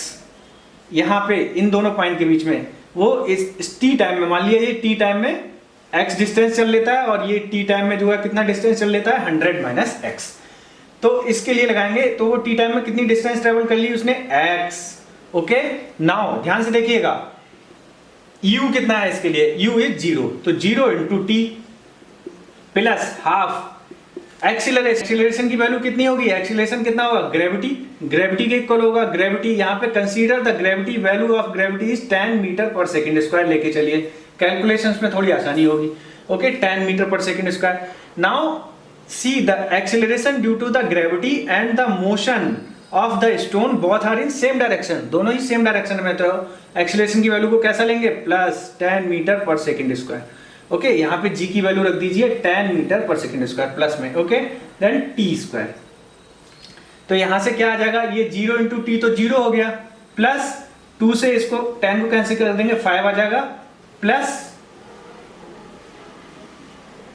कैंसिल कर देंगे तो कितना आ जाएगा? 5t square. तो यहां से x इज इक्वल टू आ गया 5t square. x is equal to यहां से कितना आ गया? 5t square. इसको मान लीजिए equation number 1।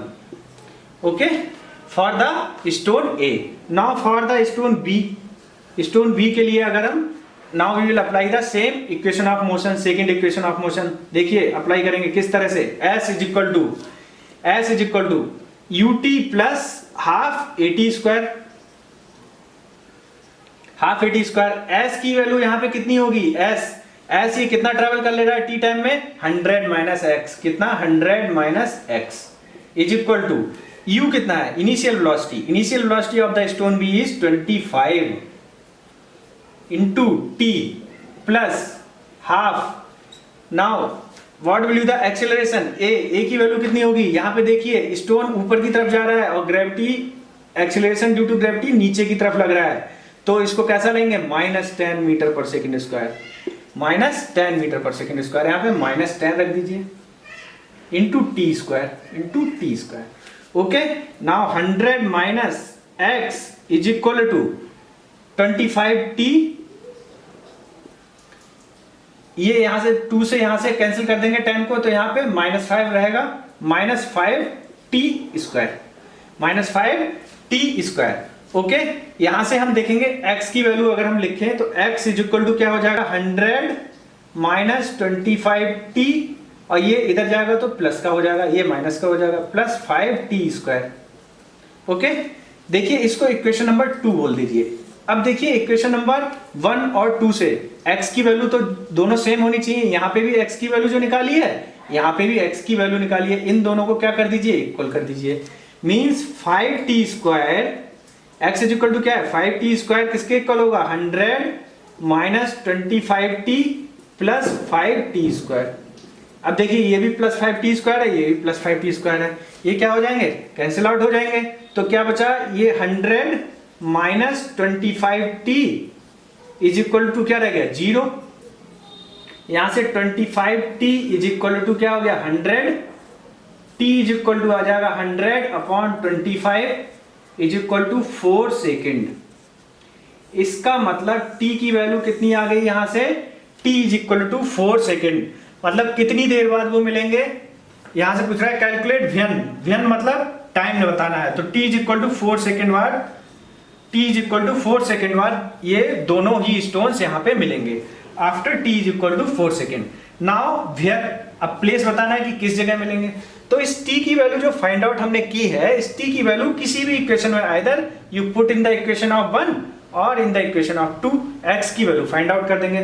For example put the value of t in equation 1 because ये सिंपल इक्वेशन है, ये थोड़ी इक्वेशन लंबी इक्वेशन है, ठीक है। तो x की वैल्यू निकालेंगे 5 इंटू t की जगह 4 स्क्वायर, 5t स्क्वायर हो जाएगा, 4 इंटू 4 16, 16 इंटू 5 कितना आ गया, 80 मीटर।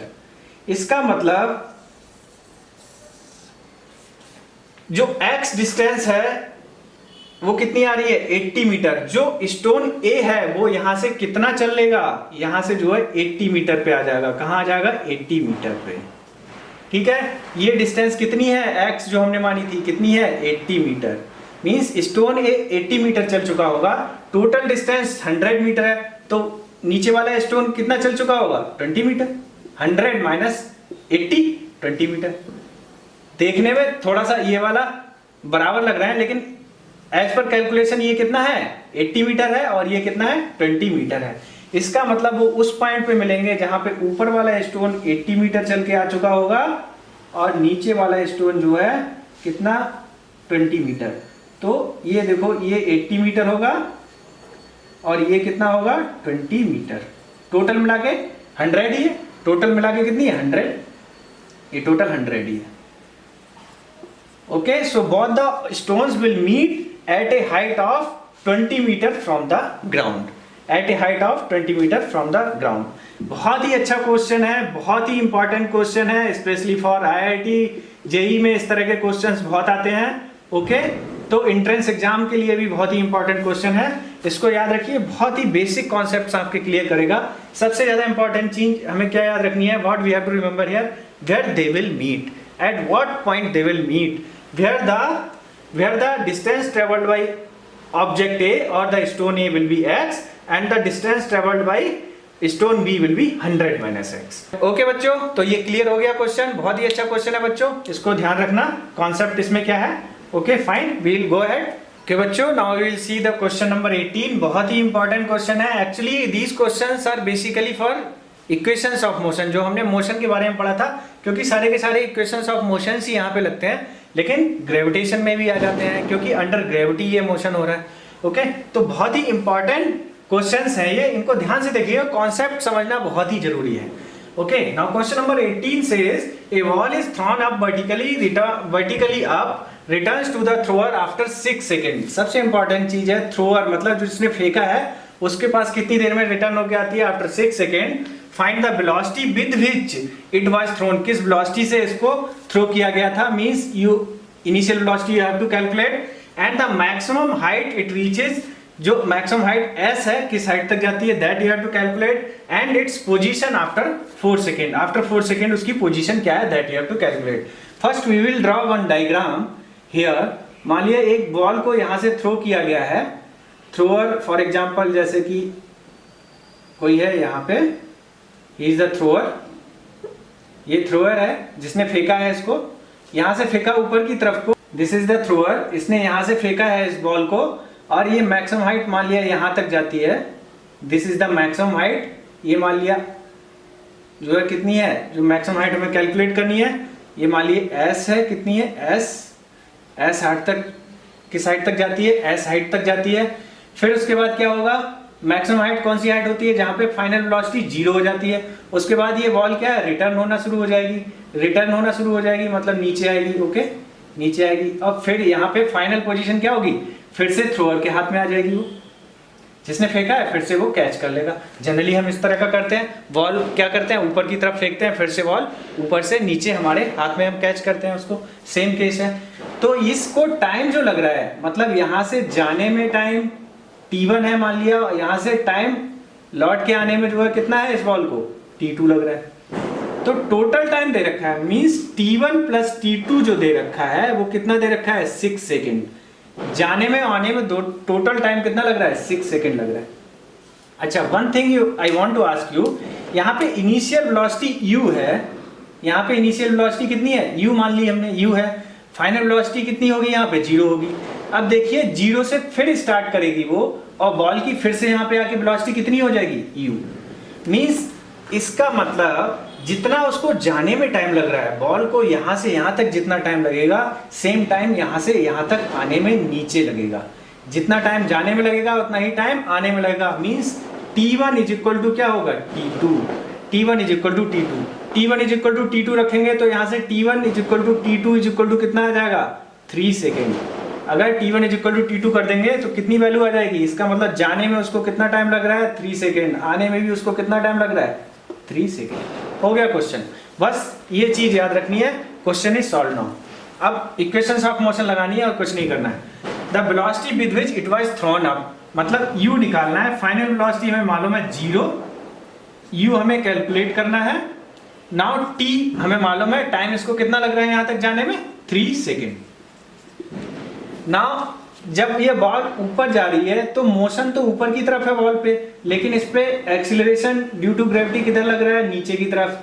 कितना, 10 मीटर पर second square. Means acceleration is opposite to the motion, तो यहाँ पे एक्सीलरेशन को क्या लेंगे, -10। यहाँ पे एक्सीलरेशन को कितना लेंगे, -10। ओके, अब देखिए फर्स्ट इक्वेशन ऑफ मोशन जो हमने पढ़ी थी, फर्स्ट इक्वेशन ऑफ मोशन उसको अप्लाई करेंगे। फर्स्ट इक्वेशन ऑफ मोशन क्या थी, v is equal to u plus a t। What is the value of u तो हमें फाइंड आउट करनी है। v की वैल्यू कितनी है, 0, फाइनल वेलोसिटी 0, इनिशियल वेलोसिटी हमको कैलकुलेट ही करनी है, प्लस g, a की जगह क्या होगा, g, मतलब और g की वैल्यू कितनी है, 10। तो यहाँ पे लेकिन मोशन ऊपर की तरफ है, एक्सीलरेशन नीचे की तरफ है, तो -10 इंटू t, t की वैल्यू कितनी है, 3 सेकेंड। यहाँ से यहाँ तक जाने में कितना टाइम लग रहा है उसको, 3 सेकेंड। तो यहाँ से देखिए 0 is equal to u minus 30, कितना आ गया, 0 is equal to u minus 30। यहाँ से देखेंगे u इज इक्वल टू कितना आ गया, 30 मीटर पर second. Means the initial velocity of the ball will be 30 metre पर सेकेंड। इनिशियल वेलोसिटी हमें मालूम पड़ गई। Now the maximum height it reaches, the maximum height, ये मतलब s we have to calculate, हमें क्या निकालना है, s we have to calculate. Apply the second equation of motion, second equation of motion लगाइए, s is equal to u t plus half a t square. S की value कितनी find out करनी है, u कितना है, initial velocity हमने यहाँ से कैलकुलेट कर ली, 30 इंटू टाइम, यहाँ से यहाँ तक कितना टाइम लग रहा है, 3 सेकेंड, प्लस हाफ। एक्सेलरेशन कैसा लेंगे, यहाँ पे माइनस ही लेंगे क्योंकि ऊपर जा रही है ball, -10 into t square, time कितना है, 3 सेकेंड, 3 का स्क्वायर। ओके, इसको सॉल्व कर देंगे, 30 इंटू 3 कितना हो जाएगा, 90, माइनस यहाँ पे माइनस लग जाएगा, 2 से ये 5 आ गया, तो -5 इंटू 3 क्या हो जाएगा, 9 हो जाएगा। तो 90 माइनस के 45, 9 इंटू 5 कितना होगा, 45। तो 90 माइनस 45 इज इक्वल टू कितना आ गया, 45। It means the distance, maximum distance it reaches is how much 45 metre. कितनी हाइट तक ये जाएगी 45 मीटर। ये एस की वैल्यू यहाँ से कैलकुलेट हो गई कितनी 45 मीटर। ओके ये कितनी हाइट तक जाएगी 45 मीटर तक। Now see it's position after 4 second. 4 second के बाद पोजीशन बतानी है। देखिए 3 सेकेंड तक तो यहाँ तक जा रही है, 3 सेकेंड तक कहाँ है मैक्सिमम हाइट तक ट्रेवल कर रही है। उसके बाद में ये रिटर्न होना शुरू हो जाएगी, मतलब 1 सेकेंड बाद और कितना डिस्टेंस ट्रेवल कर रही है अगर हमें वो मालूम पड़ जाए t is equal to 1 second में, t is equal to 1 second में और कितना ट्रेवल कर रही है अगर हमें वो मालूम पड़ जाए तो टोटल 4 सेकेंड हो जाएंगे, 3 सेकेंड ये और 1 सेकेंड ये, टोटल 4 सेकेंड। तो हम देखेंगे जब वो बॉल ऊपर से नीचे 1 सेकेंड में कितना ट्रेवल कर रही है। Same second equation of motion लगाएंगे, क्या लगाएंगे सेकेंड इक्वेशन ऑफ मोशन ही लगाएंगे। s is equal to ut plus half a t square. Sign का ध्यान रखिएगा, वेलोसिटी का ध्यान रखिएगा। अब यहाँ पे u कितना है इस केस में इनिशियल वेलोसिटी, क्योंकि अब वो ऊपर से नीचे आना शुरू हो जाएगी आफ्टर 3 सेकेंड। तो इनिशियल वेलोसिटी यहाँ पे 0 है, यहाँ पे इनिशियल वेलोसिटी 0। टाइम कितना है t 1 सेकेंड में हमें कैलकुलेट करना है कितना चलेगी, प्लस हाफ a एक्सीलरेशन कितना है ग्रेविटी की वजह से एक्सीलरेशन किस डायरेक्शन में अब लगेगा यहाँ पे नीचे की तरफ को, मोशन भी किधर है नीचे की तरफ। तो एक्सीलरेशन को कैसे लेंगे plus 10 into t square 1 square. Okay 0 into 1 0 हो जाएगा और ये बचा हाफ इंटू 10। ओके 2 से ये कैंसिल कर देंगे, 2 इंटू 5 क्या होता है 10 होता है, तो कितना आ गया 5 मीटर। मीन्स नेक्स्ट 1 सेकेंड में जो है वो बॉल कितना ट्रेवल करेगी अनदर 5 मीटर। ऊपर से नीचे 1 सेकेंड में 5 मीटर आ जाएगी। कितना आ जाएगी ये 5 मीटर। कितना आ गई ये डिस्टेंस कितनी है 5 मीटर।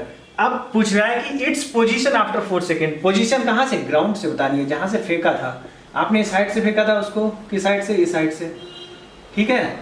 तो इसकी position we have to find out. इसकी पोजीशन कितनी हो जाएगी, टोटल है ये कितनी 45 मीटर, ये कैलकुलेट कर लिया हमने 45, ये कितनी है 5 मीटर। तो 45 ये कितना बचा 45 माइनस 5 मीटर, कितना आ गया 40 metre. Means the position of ball after 4 second is equal to 45 minus 5 is equal to 40 metre from the throwing point. Throwing point मतलब जहां से फेंका जा रहा है, from the throwing point, from the throwing position और फ्रॉम द थ्रोइंग पॉइंट, मतलब यहां से फेंक रहे हैं तो यहां से उसकी पोजीशन कितनी है 40 मीटर। बहुत ही इंपॉर्टेंट क्वेश्चन है ये। देखिए तो एक तरह से इक्वेशंस ऑफ मोशन ही इसमें अप्लाई हुए हैं। ग्रेविटेशनल का तो कोई लॉ अप्लाई नहीं हुआ है यहाँ पे, लेकिन क्योंकि एक्सीलरेशन अंडर ग्रेविटी है इसीलिए ये किस में आता है ग्रेविटेशन में आता है। ओके बच्चों, तो ये क्वेश्चन क्लियर हो गया। बहुत ही अच्छा क्वेश्चन है, ध्यान रखिएगा इसको। ओके बच्चों, तो now we will see the question number 21 and 22 of your exercise. Question number 19 और 20 में थ्योरेटिकल क्वेश्चन है। Question number 19 is which force buoyant force acts in which direction. Buoyant force किस डायरेक्शन में लगता है, it acts in the upward direction. Okay, तो ये question number 19 था, आपका थ्योरेटिकल क्वेश्चन था, that's why I have not written here. Question number 20 जो था, क्वेश्चन नंबर 20 भी था, जब प्लास्टिक बोतल को when you emerged in the inside the fluid, so which force acts on the plastic बोतल। जो प्लास्टिक बोतल थी उस पर कौन सा फोर्स लग रहा था, अपथ्रस्ट फोर्स या बायोंट फोर्स। क्या लग रहा था, अपथ्रस्ट फोर्स या बायोंट फोर्स। तो ये वो थ्योरेटिकल क्वेश्चंस थे, इसलिए मैंने यहाँ पे नहीं लिखा। ओके, टाइम सेव करने के लिए। Now because of this cracker some disturbance will be there, so don't mind. Now we will go for question number 21। Question number 21 क्या है, the volume of the 50 gram of a substance is 20 centimetre cube. Volume of 50 gram मतलब substance का मास कितना दे रखा है 50 ग्राम। कितना है 50 ग्राम मास है उसका। And the volume of that substance is how much 20 centimetre cube. If the density of the water, density को रो से रिप्रेजेंट करते हैं, डेंसिटी ऑफ वाटर सफिक्स में W लगा देंगे, 1 ग्राम पर सेंटीमीटर क्यूब है, 1 gram per centimetre cube. Will the substance float और sink. ये बताना है कि ये सब्सटेंस जो है फ्लोट करेगा या सिंक करेगा। कोई सब्सटेंस, मान लिया छोटा सा सब्सटेंस था, इसको जो है अब आपने इस वाटर में ड्रॉप किया है, ठीक है, इसका मास दे रखा है, वॉल्यूम दे रखा है और वाटर की डेंसिटी दी हुई है। तो हमने फ्लोटिंग के लिए कंडीशन बताई थी, if the density of the substance is higher than the density of water, what will happen, the substance will sink inside the, it will sink inside the water. देखिए तो हम डेंसिटी कैलकुलेट करेंगे, density of the substance, density of the substance, उस substance की density कैसे निकालेंगे, what is the formula for the density, density is equal to mass upon volume, mass upon volume. Mass is given 50 gram, volume is given 20 centimetre पर cube. तो यहाँ पे मास को लिख दीजिए 50 ग्राम upon volume is given 20 centimetre cube. तो ये देखिए यहाँ से 0 से 0 कैंसिल हो जाएगा, ये आ जाएगा 2.5 ग्राम पर सेंटीमीटर क्यूब। एक चीज बताइए, यहाँ पे अब तक हमने जो डेंसिटी की यूनिट पढ़ी थी वो क्या पढ़ी थी, किलोग्राम पर मीटर क्यूब, लेकिन यहाँ पे तो ग्राम पर सेंटीमीटर क्यूब है, क्योंकि यहाँ पे सारी यूनिट्स जो हमने ली हैं वो एसआई यूनिट नहीं है। यहाँ पे मास भी एसआई यूनिट नहीं है, वॉल्यूम भी एसआई यूनिट में नहीं लिया है और यहाँ पे डेंसिटी भी एसआई यूनिट में नहीं है। एक्चुअली इस सिस्टम को बोलते हैं सीजीएस सिस्टम, इस सिस्टम को बोलते हैं सीजीएस सिस्टम, जिसमें लेंथ को सेंटीमीटर में मेजर करते हैं, मास को ग्राम में मेजर करते हैं, टाइम को सेकंड में मेजर करते हैं। तो अगर एज पर सीजीएस सिस्टम है सारी यूनिट्स, क्योंकि यहाँ पर सारी की सारी एज पर सीजीएस सिस्टम है, that's why we have not converted these unit to SI unit में हमने कन्वर्ट नहीं किया है। तो हमने किस में ही सॉल्व कर लिया इसको, सीजीएस सिस्टम की, एज पर सीजीएस सिस्टम ही यूनिट्स को रखा और सॉल्व कर लिया। तो now we got the density of the substance is 2.5 gram per centimetre cube. यहाँ से देखिए जो डेंसिटी है सब्सटेंस की, सब्सटेंस एज सफिक्स में मान लीजिए, ये डेंसिटी वाटर की डेंसिटी से ज्यादा है, ज्यादा है नहीं है, ये 2.5 ग्राम पर सेंटीमीटर क्यूब है, वाटर की डेंसिटी होती है 1 ग्राम पर सेंटीमीटर क्यूब। तो क्या होगा, what will happen, this substance will sink down inside the water. क्या करेगा, सिंक कर जाएगा। मींस क्या होगा, अगर आप इसको वाटर में ड्रॉप करेंगे तो ये सिंक कर जाएगा। Okay, why, because of the density of the substance is more than the density of water. Okay बच्चों, this is clear now. Now will go to the question number 22। Question number 22 says the volume of a 500 gram sealed packet, mass जो है कितना है packet का, मास packet का दे रखा है 500 gram, sealed packet is 350 centimetre cube, volume कितना दे रखा है पैकेट का 350 सेंटीमीटर क्यूब। बहुत ही अच्छा क्वेश्चन है। Okay, will the packet float और sink in water if the density of water is 1 gram per centimetre cube. यहाँ पे भी सीजीएस सिस्टम में है सारी यूनिट्स, सीजीएस सिस्टम है तो एज पर सीजीएस ही रहने दीजिए। Density of water is given 1 gram per centimetre cube. Okay, what will be the mass of the water displaced by this packet, by this packet, what will be the mass of the water displaced by this packet, ये पहले पता करना है। सबसे पहले तो ये find out करना है कि ये पैकेट फ्लोट करेगा या सिंक करेगा वाटर में। सेम जैसे ये मास है, यहाँ पे ये टब है, इसमें कुछ वाटर है और ये पैकेट है कोई जिसको आपने ड्रॉप कर रहे हैं वाटर के अंदर। तो हमें बताना है वेदर इट विल फ्लोट और सिंक। सेम वे में जैसे 21st क्वेश्चन किया था, सेम वे में क्या करेंगे, we will calculate the density of the packet. Density कितनी है पैकेट की, rho is equal to density of the packet will be mass upon volume. Density का फार्मूला था mass upon volume. Mass is given 500 upon volume is 350. If you calculate from here, you will get 1.42 gram per centimetre cube. कितनी value आएगी density की, 1.42। इसको divide करेंगे तो आएगा 1.42 ग्राम per centimetre cube.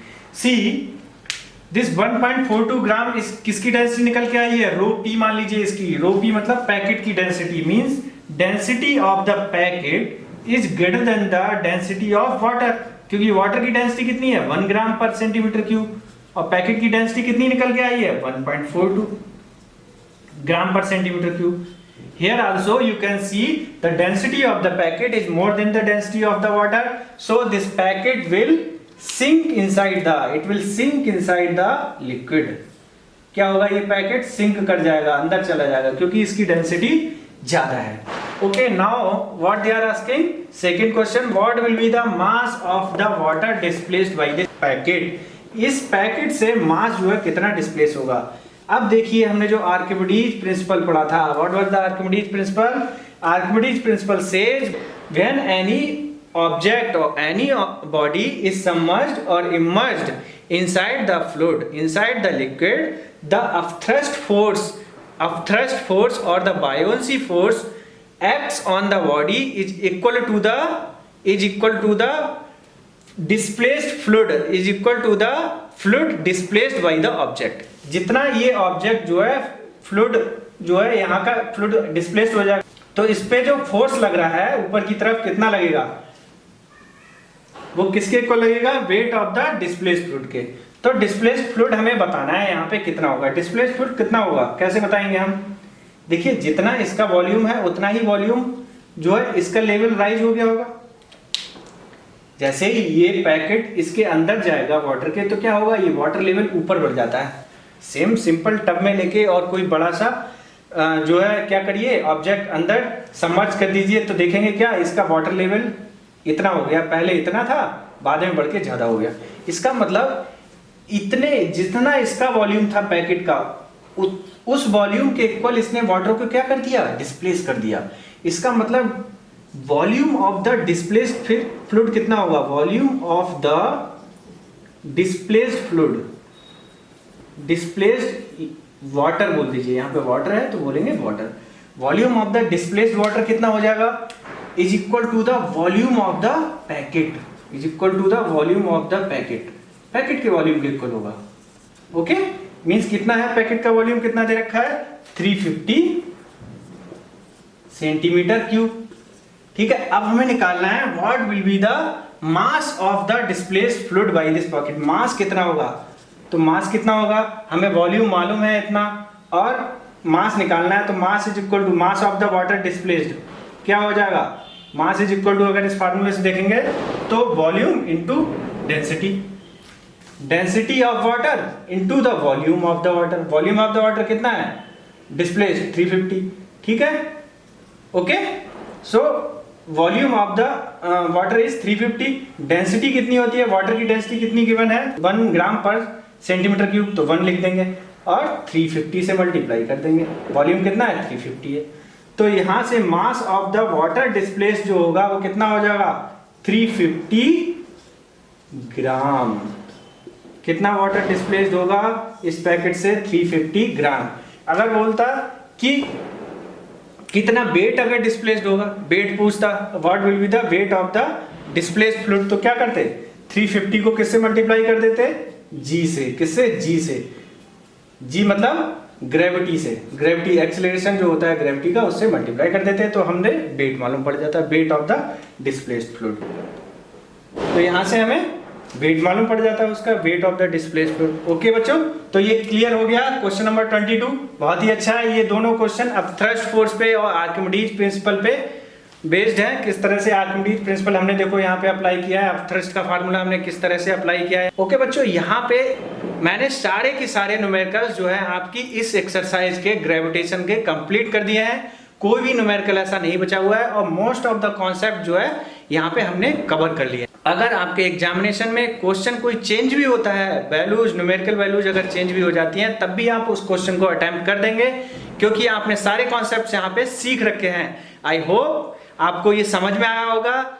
Okay, अगर आपको कोई भी क्वेश्चंस में और अगर किसी भी एक्सरसाइज में कहीं पे भी न्यूमेरिकल में प्रॉब्लम फेस करते हैं, just let me know. Okay बच्चों, तो यहाँ से we have covered all the syllabus of your gravitation chapter.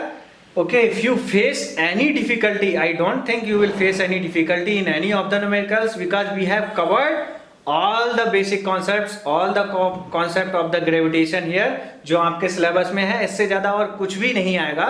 Numericals की वैल्यू चेंज हो सकती हैं but concept will never change. Okay, but after that also if you face any difficulty in any of the numerical just let me no, comment करिएगा। Okay, और अगर video आपको पसंद आई हो तो लाइक और सब्सक्राइब जरूर करिएगा और अपने फ्रेंड्स के साथ इसको ज्यादा से ज्यादा शेयर कीजिए। ओके बच्चों, तो यहाँ से ये चैप्टर आपका फिनिश होता है। अगले लेक्चर में हम लोग नया चैप्टर स्टार्ट करने वाले हैं, chapter number 11। Okay, chapter number 11 NCERT का और दूसरी बुक्स का chapter number 4 work and energy, बहुत ही इंपॉर्टेंट चैप्टर होगा। ओके बच्चों, थैंक यू।